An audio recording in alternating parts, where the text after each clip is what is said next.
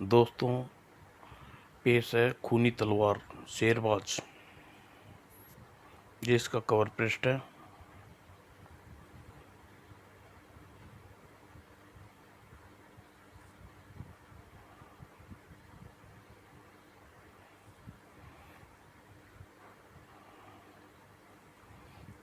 कड़ाके की सर्दी की रात, जब शेरबाज और संयोगी एवं मित्र दिलावर एक समारोह में भाग लेने के लिए विक्रमपुर में जीप द्वारा अपने निवास स्थान पक्षी विहार से वापस लौट रहे थे कि अचानक मौसम खराब हो गया। अचानक आखिरी वही हुआ जिसका शेरबाज तुम्हें अंदेशा था। यह किसी भी भीषण बारिश हो सकती है। दिलावर का इतना कहना था कि उल्लो, तुम्हारा कहा सच हो गया शेरबाज। सच तो होना ही था। अब मुश्किल यह है कि यहाँ आसपास कोई, क्या दूर तक सिर छुपाने की कोई जगह नहीं है। बरसात आदि होती तो काम चल जाता। यह मूसलाधार बारिश अब जल्दी ही रुकने वाली नहीं है।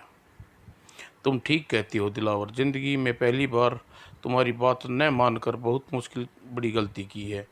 अब विक्रमपुर ही रुक जाते तो अच्छा होता। तुम शायद मजाक कर रहे हो, जबकि ठंड मेरी कभी छूट रही है। ठहरो, मैं सिर छुपाने के लिए जगह तलाश करता हूँ, कहकर शेरबाज ने जीप एक दूसरी सड़क पर मोड़ दी। अरे, यह तुम रास्ते को क्यों बदल रहे हो? रात के अंधेरे में हम भटक सकते हैं। चिंता मत करो, मैंने विक्रम सिंह जाते समय इस रास्ते की दशा में एक किले को खंडर देखे थे। मेरे विचार से हमें पनाह मिल सकती है, वरना आगे जबरदस्त बारिश से बचने के लिए कोई जगह नहीं मिलेगी। ओह, मानना पड़ेगा, गजब का याददाश्त है इसकी। और कुछ देर बाद, शायद तुम इसी किले का जिक्र कर रहे थे। हाँ हाँ हाँ। अगले ही पल शेरबाज ने जीप को सड़क के किनारे किले के सामने आने जाने वाले टूटे रास्ते पर उतर दिया। अब जरा संभल कर, रास्ता खराब मालूम पड़ता। चिंता मत करो। और सीधे दोनों टॉर्च संभाल ली। आओ जल्दी। और जीप से नीचे उतर कर दिलावर ने एक टॉर्च शेरराज को दी और दोनों टॉर्च जलाकर किले के भीतर प्रवेश हो गए। यह किला बिल्कुल खंडर हो चुका है। शायद इसकी किसी दीवार साबुत न बची। शायद यह किला सैकड़ों साल पुराना है। कुछ देर बाद वे एक खंडर में पहुंचे जहां मुगद काफी कविराज महाराज का होता था। इसकी आधी छत गिर चुकी है, लेकिन यहाँ बारिश से बच सकती है। मैं भी यही समझा रहा हूँ कि बेहतर स्थान ढूंढने के चक्कर में पानी में भीगना मूर्खता होगी। तभी शेरबाज रोशनी लकड़ियों के एक झुंड गट्ठर पर पड़ी। अरे वाह, सूखी लकड़ियाँ। दिलावर, क्या तुम्हारे पास लाइटर माचिस है? हाँ हाँ, लाइटर है। और यह बात तुम अच्छी तरह तुम्हें जानते हो कि लाइटर को क्यों हर हाल में अपने पास रखता हूँ। हाँ, जानता हूँ। यह तुम्हारे पिताजी की आखिरी निशानी है। खैर, जब तुम्हारे अब तुम्हें देर न करनी, अलाव जला दो। तो दिलावर ने अलाव जला दिया। लकड़ी पर हाथ तपने लगे। ईश्वर का शुक्र है, कुछ गर्मी पहुंची। पता नहीं क्यों मुझे यह जगह कुछ जानी पहचानी सी लग रही है। मैं यहाँ जीवन में पहली बार आया हूँ। मुझे बार बार क्यों महसूस हो रहा है। फिर न जाने इस बार शेरबाज का दिमाग क्या विचार आया, वह अचानक उठकर चल पड़ा। क्या हुआ शेरबाज, तुम अचानक कहाँ चल दिए? देखना चाहता हूँ आगे की गलियारे हैं या नहीं। वो शेरबाज विमन का उत्तर सुनकर गिरावर भी पीछे, यह क्या सोचकर उसके पीछे चल पड़ा। यह अचानक शेरबाज को क्या हुआ? आखिर जानबूझकर बारिश में क्यों भीगना चाहता है? कुछ आगे बढ़ने पर क्यों, देखो दिलावर, यह रहा गलियारा। और कुछ दूर तक चला गया। निसंदेह ही यह गलियारा ही रहा होगा। आखिर आश्चर्य है, तुम इस गलियारे के विषय में कैसे मालूम? क्या पहले भी कभी आ चुके हो? नहीं, मैं तुम्हारे साथ पहली बार आया हूँ। और यदि मेरी आत्मा मुझे सही बात बता रही है कि यही गलियारे के अंत में दो बड़े कमरे अवशेष होना चाहिए क्या? आओ चलकर देखते हैं। आखिर आखिर शेरबाज को यह तमाशा कर रहा है, कहीं मुझे जानबूझकर मूर्ख बनाने के मूड में तो नहीं है। और लेकिन गलियारे के अंत में पहुंचते दिलावर एक बार फिर आश्चर्यचकित हो उठा। ओह, ये क्या! वास्तव में दो बड़े कमरे के अवशेष। शेष शेरबाज की सच बताओ, यहाँ का माजरा क्या है? तुम आई हुई यह जानकारी कैसी है? मैं भी काफ़ी आश्चर्य हूँ। मेरे लिए यह बहुत बढ़िया आश्चर्य की बात है। यहाँ पहली बार आया हूँ, फिर भी मैं जाने क्यों मुझे लग रहा है यहाँ का चप्पा चप्पा मेरा जाना पहचाना है। सुनो दिलावर, मेरे मस्तिष्क में एक बार मुझे बता रही है कि कुछ आगे तय खाने में जाने के लिए सीढ़ियाँ बनी हुई है। तुम तो मुझे आश्चर्य पर आश्चर्य दिए जा रहे हो शेरबाज। अब मुझे ज़रूर देखना होगा इस पर तुम्हारी बात सच है या नहीं। और दोनों आगे बढ़े और कुछ दूर पर, ओह माई गॉड, यहाँ तो वास्तव में सीढ़ियाँ हैं। उप उप कुछ समझ में नहीं आ रहा। आखिर यह यहाँ एक एक चीज़ मुझे जानी पहचानी क्यों लग रही है। शेरबाज, मुझे सब्र नहीं होता। मुझे सब्र, सच बताओ, वरना आज तुम्हारी मेरी मित्रता समाप्त हो जाएगी। तुम मुझे गलत समझ रहे हो दिलावर। मैं तुमसे कुछ भी नहीं छिपा रहा। और तुम यह बात अच्छी तरह जानते हो कि शेरबाज झूठ से नफरत करता है। तो फिर यह सब क्या चक्कर है? यही तो मेरी समझ में के लिए रहस्य है। आओ नीचे चलते हैं। मेरा ध्यान में एक बात और आ रही है क्या?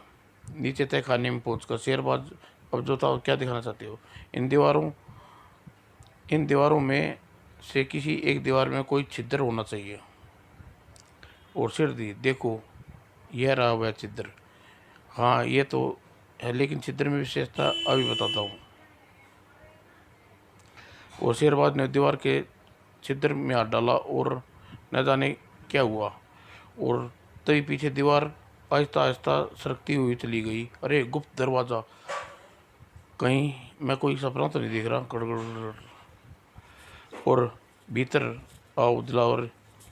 मेरा विचार है यह, तुम्हें शायद कुछ आश्चर्य चीज़ देखने को मिले। लगता है आज मैं पागल हो जाऊंगा।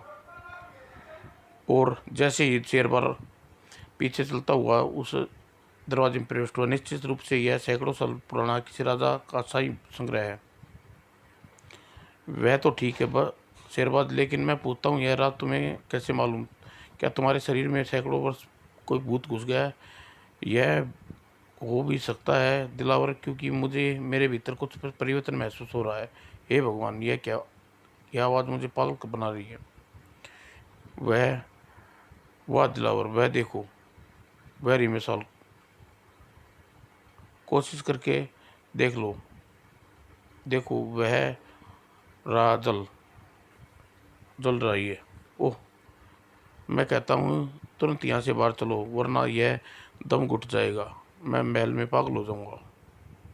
बेशक बेशक मैं परेशान मत हो दिलावर। यह तूफानी रात काटने के लिए कोई उपयुक्त स्थान दूसरा नहीं है। मसाल जलाने के लिए कोशिश करो। रोशनी होने पर हमें कुछ स्थिति अच्छी तरह जायजा जला लेंगे। और दिलावर इस बार शेर खान की कोशिश चाहकर भी विरोध न कर सका।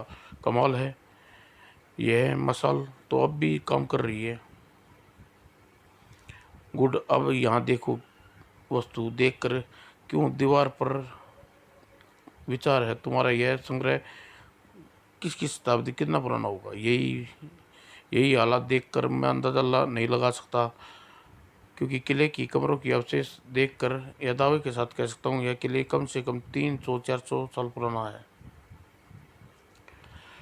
मेरा भी यही विचार है दिलावर, लेकिन कितने आश्चर्य की बात है कि यहाँ पर वस्तुएं धूल व मकड़ियों के जाले के बिल्कुल ढकी है, किंतु खराब नहीं हुई। अब इस तलवार को ही लो। इसकी धार अब भी जितनी पैनापन है अपने समय में रहा हुआ।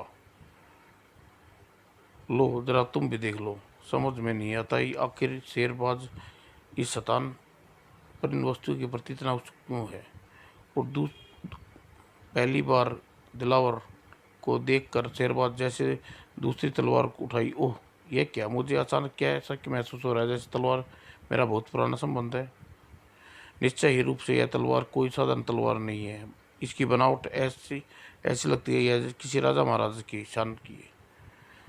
और पहली तलवार हाथ में लेते ही दिलावर को अपने शरीर के भीतर अजीब सी प्रतिक्रिया महसूस हुई। अद्भुत, यह तलवार तो मुझे बरसों पुरानी कहानी याद दिलाने की कोशिश कर रही है।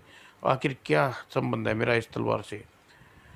और जब दिलावर से न रह गया तो बोला, शेरबाज, यह तलवार को अपने हाथ में लेते ही मेरे भीतर कुछ विचित्र सा परिवर्तन महसूस हो रहा है। न जाने क्यों मेरे ऐसा लग रहा है कि यह तलवार मेरे किसी पिछले जन्म का संबंध रहा है।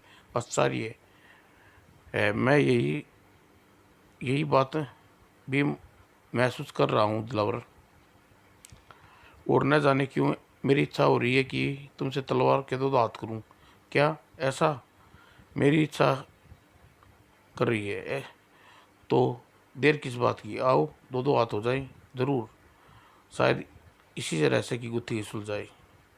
और फिर दोनों तलवारें आपस में टकराई और मानो बिजली चमकी हो। ओह, तुम सिपा सलार शेरबाज। और दोनों 15वीं शताब्दी के अतीत में खोते चले गए।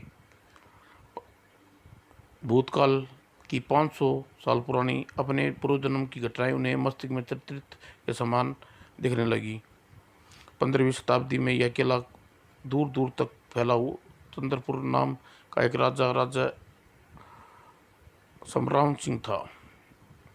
राजा सम्राम सिंह के और देश छोटे भाई कई और देश शामिल थे जिन्हें उन्हें अपनी बहादुरी से जीता था। और राजा संग्राम सिंह एक पुत्री थी जिसका नाम राजकुमारी रोमा। रोमा बहुत ही सुंदर थी और नेक बुद्धिमान थी। अपने पिता के राजकाल भर में हाथ पटाती और प्रजा संग्राम सिंह के राज्य में बहुत सुखी थी। राजा संग्राम सिंह अपने राजपाट में कई समस्याएं नहीं थी, लेकिन समुद्र डाकू दिलावर खान उसके सामने एक अपने राज्य की सबसे बड़ी जटिल समस्या बना हुआ था। डाकू दिलावर खान सुबह समुद्र के बेताज बादशाह था। वह इतना भयानक एवं क्रूर था कि जिसे मार्ग में होकर उसका जहाज गुजरता हुआ समुद्र में भयानक से भयानक विशाल जीव भी भय से मार्ग छोड़ देते।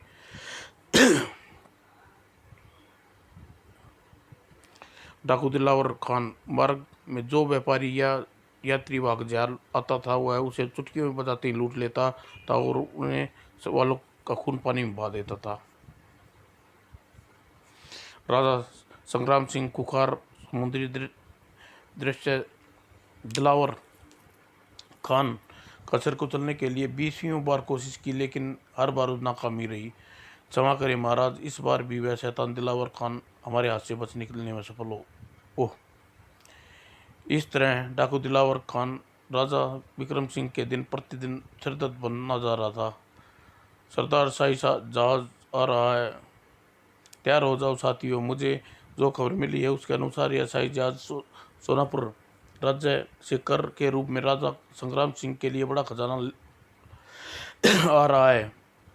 यदि हम उस को लूट ले तो हमारे कई कोई भी किसी नगर के सेठ या धन कमाना नहीं होगा। और मुझे पूरा विश्वास है कि इस बार हम जीत हमारी होगी। हुर्रे सरदार जिंदाबाद। शोर, ज़्यादा शोर मत मचाओ मूर्खों। गया अपने हथियार संभाल लो, आक्रमण करने के लिए तैयार हो जाओ। सरदार का आदेश पाकर सभी अपने अपने हथियार संभाले इधर उधर दौड़ पड़े। और फिर जब वह आक्रमण करने के लिए बिगुल बजा तो सब तुम में से कोई अपने स्थान से बाहर नहीं निकलेगा। यहाँ खुले में 8-10 व्यक्ति सैनिक के वेश में रहेंगे। और तुम सब सुनो, काशी, तुम जल्दी ही जहाज के चंद्रपुर का झंडा लहरा दो ताकि सेना सेनापुर के शाही जहाज में सवार सैनिक हमें अपना ही मित्र समझे। जो आज्ञा सरदार। उधर सोनपुर के जहाज में, हजूर कोई जहाज हमारी तरफ दिशा में आ रहा है, उस पे चंद्रपुर का झंडा लहरा रहा है, चिंता की कोई बात नहीं। श्रीमान, कहीं वह जहाज डाकू दिलावर खान का ना हो। वह अक्सर ही इसी प्रकार के झंडे बदल कर जहाज़ों को लूटता है। यदि ऐसा हुआ तो हमें हमें लूटने की मूर्खता नहीं करेगा, क्योंकि हमारे जहाज पर शाही झंडा लगा है और उस झंडे को देखकर वह इतना भी समझ जाएगा कि शाही जहाज है, उसके शस्त्र सैनिक भी होंगे। लेकिन श्रीमान, खजाने को पाने के लिए वह दिलावर खान जैसा समुद्री डाकू कुछ भी दुस्साहस कर सकता है। किसी मूर्खतापूर्ण बातें करते हो। इस बात का को बहुत गुप्त रखा गया है कि हमें एक बड़ा खजाना लेकर चंद्रपुर राजमहल संग्राम सिंह के पास जा रहे हैं। हाँ, यह बात तो है कि श्रीमान, लेकिन फिर भी हमें सावधान रहना चाहिए। तुम हम मुझे तुम्हारी सलाह नहीं की जरूरत नहीं है, जाकर अपना काम करो। जी। यह कमबख्त जरूर कुछ ज़्यादा चालाक बन रहा है। समझ में नहीं आता कि सेना नायक को मेरी बात को गंभीरता को क्यों नहीं लिया, क्योंकि सेनापति जी के चलते वक्त खतरे से निपटने के लिए पुख्तियार रहने की चेतावनी दी थी। खैर, मुझे क्या। और कुछ देर बाद ही दोनों जहाज एक दूसरे के आमने सामने थे। तो साथी हमला करो, बाप रे डाकू।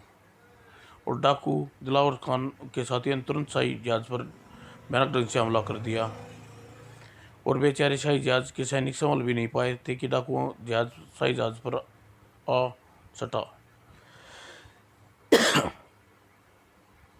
शाबाश साथियों, शाही जहाज कदम फेंको और पहुंचने की जल्दी से जल्दी कोई हिलने ना पाए। ध्यान रहे सेनापति को कोई अनिष्ट नहीं होना चाहिए। और सीधी काम कामंद फेंका गया और डाकू कामंद से झूलते हुए शाही जहाज की ओर चलने लगे। उधर शाही जहाज पर सैनिकों, तुम सबकी भलाई इसी में है कि तुम आत्मसमर्पण कर दो। डाकू दिलावर खान का आदेश का पालन करो, वरना तुम कुत्ते की मौत मारे जाओगे। क्या सेनापति जी, क्या आप सेनापति जी, क्या आप भी? हाँ, मैं डाकू दिलावर खान से खिदमतगार हूँ। अब तुम लोगों जल्दी से फैसला करो, कुत्तों की मौत मरना चाहते हो या दिलावर खान के साथ देकर बाकी जीवन ऐसो आराम से गुजारना चाहते हो? हाँ, फैसला बात पर ध्यान रखना करना कि इस जहाज में लदे सोने में से कुछ हिस्सा तुमको भी तुम सबका भी होगा। नहीं, हम अब अपने महाराज से गद्दारी नहीं करेंगे। हम डाकू के कदापि नहीं होंगे। मरते दम तक हम तुम्हारे साथ डाकुओं का भी मुकाबला करेंगे। जहाँ तक बन पड़ेगा, खजाने की रक्षा करेंगे। चलो साथियों, टूट पड़ो इन गद्दार और डाकुओं के साथियों पर। जय महाराज संग्राम। शुक्र है दिलावर खान के साथी बिल्कुल सही वक्त पर जहाज पर पहुंच गए। शाबाश साथियों, अब बचे कुछ सैनिकों को भी निपटा दो। और जहाज के सैनिकों ने डाकू के मध्य एक भयंकर युद्ध हुआ। लो चको अपनी मूर्खता का फल। और परंतु यह युद्ध ज़्यादा देर न चल सका, क्योंकि बचे हुए सैनिक ने जल्दी हथियार डाल दिए। मुबारक हो सरदार, आखिर हमारी जीत हुई। फिर आम अन फन बचे हुए सैनिकों के हाथ पार बांध दी गए। अब इनका क्या किया जाए? इन्हें समुद्र की गर्त में करो दो और जीत की खुशी में शानदार दर्शन का प्रबंध करो। हाँ, ताकि हम जीत की खुशी के साथ साथ इस गद्दार दोस्त की मौत का भी गम मिटा सकें। हाँ सरदार, बहुत बहुत खूब। इस गद्दार को यही सज़ा मिलनी चाहिए थी। हमें अपनी मौत का कोई अफसोस नहीं होगा। सरदार, आप आपने इसे क्यों मार दिया? यह तो हमारा दोस्त था। यदि हमें इसके खजाने के बारे में सूचना न देता तो हमारा हमारा हम मदद नहीं करता तो शायद हम खजाने में हासिल नहीं कर पाते। तुम ठीक कहते हो, लेकिन इस इसके साथ ही तुम यह सब भी अच्छी तरह जानते हो कि दिलावर खान गद्दारों को कभी दोस्ती नहीं रखता। वह जब धन की खातिर अपने पालक महाराजा संग्राम सिंह के साथ गद्दारी कर सकता तो हमारी पीठ में भी छुरा घोंप सकता है। खैर, अब छोड़ो इन व्यर्थ की बातों को और इस गद्दार दोस्त सहित सभी को जिंदा मुर्दा सैनिकों को समुद्र में फेंक दो। और सरदार दिलावर खान के आदेश का तुरंत पालन हुआ। और कुछ देर बाद दिवसी दल खजाने के निकट एक शानदार जश्न, जहां चंद्रपुर के सभी डाकुओं ने दिलावर खान का नाम दुष्यंत डाकू का आतंक व्यक्त था, तथा चंदनपुर में एक जांबाज सिपाही शेरबाज बहुत ही लोकप्रिय था। प्रजा से लेकर राजा संग्राम सिंह तक उसे बहादुरी के कदर करते थे। उसका आदर तक राजा तक किया करता था। सिपा सलार शेरबाज की जय हो। हमारा सिपा सलार अमर रही। और सचमुच सिपा सलार शेरबाज इज्जत के काबिल भी था, और होता भी क्यों ना। वह इतना शक्तिशाली था कि खाली हाथ शेर से को धराशायी कर सकता था। उसका तलवारबाजी की कोई कानून न था। तीरंदाजी में उसका कोई जवाब न था। वह दुश्मनों पर बिजली बनकर टूट पड़ता था। भागो, शेरबाज आ गया। उसे देखते ही अपराधी प्रगति के लोग थरथर कांपने लगते थे। और शेरबाज चंद्रपुर की राजकुमारी रोमा से प्यार करती थी। वह करते हुए पलन सिपा सलार एक दिन बचाओ, ओह शायद कोई स्त्री मुसीबत में है। अगले ही पल वह वापस लौट, यह आवाज़ तो इस जुए घर से आ रही है। बचाओ, आज उस दुष्ट की मौत निश्चित है, किसी अबला पर सता रहा है। और जब जुए घर में जिसमें के भीतर, हाँ हाँ, यह मत चिल्लाओ छोकरी, यहाँ तुम्हारी मदद के लिए कोई नहीं आने वाला। फिर तुम्हें परेशानी क्यों हो रही है? सेठ के पास तुम दासी बनकर रहती थी, अब तुम महारानी बनकर रहोगी। नहीं नहीं, मुझे छोड़ दो, मैं अपनी असमस्त का सौदा नहीं करती, छोड़ दो मुझे। कैसे छोड़ दूँ रानी, तुझे सेठ से जुए में जीता है। मैं चाहती हूँ मुझे छोड़ दे कमीने, बचाओ। इस बदमाश की यह जरूरत या चंद्रपुर की किसी नारी की इज्जत पर हाथ डालने की प्रयत्न करे। अगले ही पल, इसे छोड़, अलग हो जा कुत्ते, वरना तेरी गर्दन इस एक दर्जन टुकड़े हो जाएंगे। सिपा सलार शेरबाज। और सिपा सलार शेरबाज की शक्ल देखते ही वह जुआरी लड़की इस प्रकार चल घसीट कर अलग हुआ जैसे मानो दहशत के अंगारे फेंक दिए हों। कमीने नीच कुत्ते, तुझे अपनी हिम्मत कैसे हुई चंद्रपुर में रहकर किसी नारी की इज्जत से खेलने का प्रयत्न करने की? क्या तुम यहाँ कायदे कानून नहीं जानते? मुझे माफ़ कर दीजिए हजूर, मैंने आपको वचन देता हूँ कि मुझसे कभी ऐसी भूल नहीं होगी।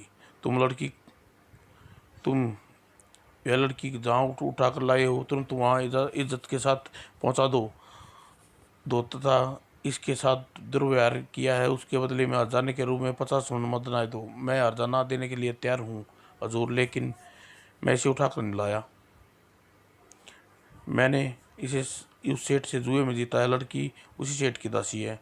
ओह, तो यह बात है। हमारे देश में इस जैसे शैतान आदमी ने जन्म लेने लगे हैं। चलो सेठ, तुम्हारे महाराज के पास चलो, तुम्हारी ज़िंदगी की और मौत का फैसला महाराज करेंगे। लेकिन हजूर, मेरा क्या कसूर? कसूर के बच्चे, आह, क्या तू यह यहाँ के कायदे कानून नहीं जानता? देश में यह कानून है कि कोई इंसान किसी दूसरे इंसान के चाहे स्त्री या पुरुष दास बना कर नहीं रख सकता। लेकिन मैं इस युक्ति को न केवल दासी बना कर रखा है, बल्कि इसे जुए में भी हार गया और लगा दिया। शैतान, ऐसा करते समय तुझे भूल गया कि चंद्रपुर में सबसे ज़्यादा नारी की इज्जत की और सम्मान किया जाता है, उसे पूजा जाता है।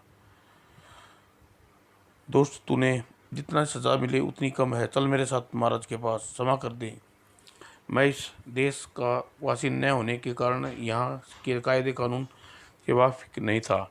मैं गजद्वीप का वासी हूँ, जहाँ की गुलामी प्रथा का रिवाज है। यहाँ के अपने दास दासियों के साथ व्यापार के सिलसिले में यहाँ आया हूँ। मेरा चंदन का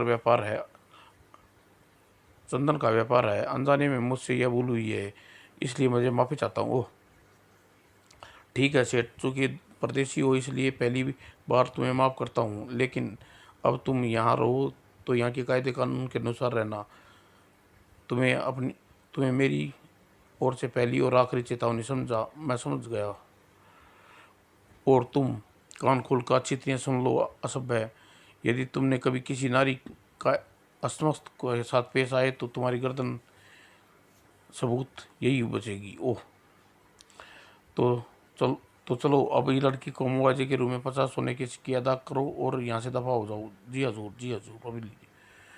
और उसने जवारी ने तुरंत लड़की को 50 सोने के सिक्के दिए। मुझे माफ़ कर दो बहन, ये लो। उसके बाद यह से भागो और सैकड़ों भूत पीछे लगे हों। और सुनो बहन, आज से तुम यहाँ आज़ाद हो और आज तुम चाहो हमारे देश में अपनी नई जिंदगी आरंभ कर सकते हो। अब माँ आपको आप और आपके देश महान है भैया।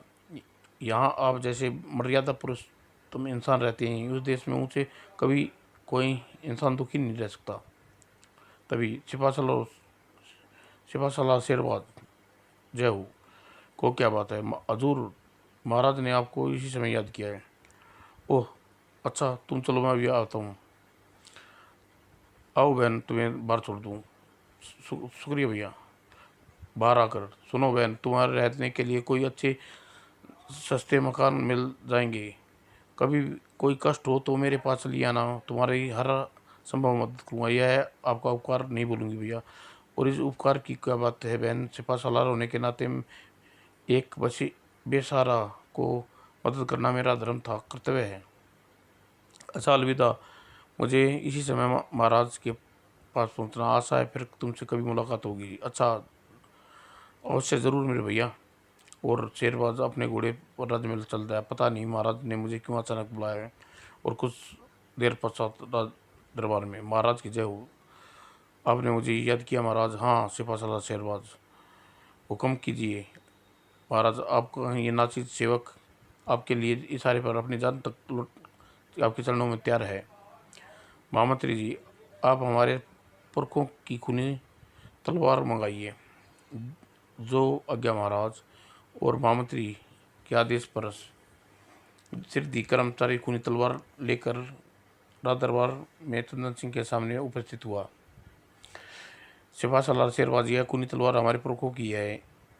इसे आज तक हम कुल दुश्मनों के खून पीकर ही अपनी प्यास बुझाई है। और आज हम तुम्हारी कर्तव्य पालना की ईमानदारी और वफादारी को देखते हुए अपने पूर्वजों को अपानत तुम्हें उपहार स्वरूप देते हैं। आशा करते हैं दुश्मनों को खून पिलाकर हमेशा इसकी प्यास बुझाते रहोगे। आपका उपहार सिर आंखों पर महाराज। महाराज आपको विश्वास दिलाता हूँ, यह तलवार हमेशा आपके और चंद्रपुर के दुश्मनों को, अन्याचारियों को, मुलाजिम के विरुद्ध ही उठेगी। हमेशा आपकी खिदमत में कार्यरत रहेगी। शाबाश, तुम्हारे उत्तर से प्रशंसा हुई सिपा सलार। अब हमारी बहादुरी और वफादारी पर हमेशा भरोसा किया है सिपा सलार, लेकिन हमने आज तक इस तलवार को तुम्हें सौंपने के साथ साथ तुम्हें एक कठिन कार्य भी चुना है। और मुझे पूरा भरोसा है यह काम आज तक हमारे देश में कोई भी सूरवीर पैदा नहीं हो कर सका, और तुम अवश्य पूरा कर लोगे। यह खूनी तलवार आपने हर दुश्मन के सिर काटने के लिए व्याकुल रहेगी। महाराज आज्ञा दीजिए, आप किस शैतान का सिर कदमों पर देखना चाहते हैं? यह समुद्री डाकू दिलावर खान का सिर चाहिए शेरबाज। उसी समुद्री शैतान को लूटपाट संपूर्ण चंद्रपुर ही नहीं बल्कि हमारे अतिरिक्त छोटे मोटे देश भी आतंकित हैं, जिसका आतंक दिन प्रतिदिन बढ़ता जा रहा है। मुझे इस तलवार की सौगंध महाराज, 7 दिन के भीतर भीतर उस शैतान का सिर आपके चरणों में कदमों होगा। हमें केवल उसका सिर या वह समय ही नहीं चाहिए, बल्कि सोनपुर से आने वाला हमारा खजाना भी चाहिए जो उसके कल लूटा है। यह आप क्या कह रहे हैं महाराज? क्या डाकू दिलावर खान की इतनी हिम्मत पड़ चुकी है, वह आपके शाही खजाने को भी लूटने की जरूरत कर गया?